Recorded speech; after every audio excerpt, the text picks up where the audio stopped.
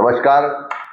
ગુજરાતના એક એક ગુજરાતીના જે પ્રશ્નો છે, જે તકલીફ છે, સમસ્યાઓ છે, જે સરકારનો ગેરવહીવટ ને ભ્રષ્ટાચાર છે અને એના કારણે જે પ્રજા ત્રસ્ત છે એના અવાજને બુલંદ કરવા માટે, એના પ્રશ્નોને વાચા આપવા માટે, એને માટેની લડત લડવા માટે પ્રદેશ કોંગ્રેસ સમિતિ દ્વારા 8મી સપ્ટેમ્બરના રોજ ગાંધીનગર ખાતે જન સત્યાગ્રહ કાર્યક્રમની જાહેરાત કરવામાં આવી હતી. પણ આજે જે પરિસ્થિતિ છે, આખા ગુજરાતમાં ચારે તરફ ભારે વરસાદ વરસી રહ્યો છે, અનેક જગ્યાએ પૂરની સ્થિતિ છે, લોકોનું જીવન ધોરણ અત્યારે પ્રભાવિત થયું છે. એ સંજોગોને ધ્યાનમાં રાખીને આવતીકાલે જન સત્યાગ્રહનો કાર્યક્રમ મોકૂફ રાખવાનું નક્કી કરવામાં આવ્યું છે.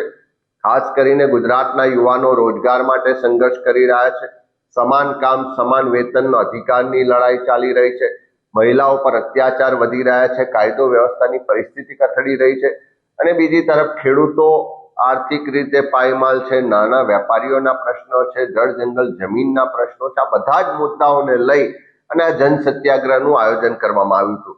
પણ જે પરિસ્થિતિ વરસાદી માહોલને કારણે થઈ છે, ત્યારે અમે આ મુદ્દાઓને લઈને લોકો માટે લડવા કટિબદ્ધ છીએ અને આવનારા દિવસોમાં પણ ફરી જન સત્યાગ્રહ લઈ અને આવીશું. પણ હાલની વરસાદી માહોલને પરિસ્થિતિને ધ્યાનમાં રાખી હું કોંગ્રેસના તમામ કાર્યકરોને વિનંતી કરું છું કે તમારી આસપાસ જ્યાં પણ કોઈ વરસાદથી પ્રભાવિત વિસ્તારો હોય, પરિવારો હોય, ત્યાં તંત્રને અને જનતાને મદદરૂપ થવા માટે પ્રયત્નશીલ રહેજો, ખડે પગે હાજર રહેજો અને એ સ્થિતિ મુજબ આપણે આવતીકાલનો કાર્યક્રમ મોકૂફ રાખીએ છીએ અને આ જન સત્યાગ્રહ કાર્યક્રમ આવનારા દિવસોમાં ફરીથી લઈને આવવા માટે અમે કટિબદ્ધ છીએ.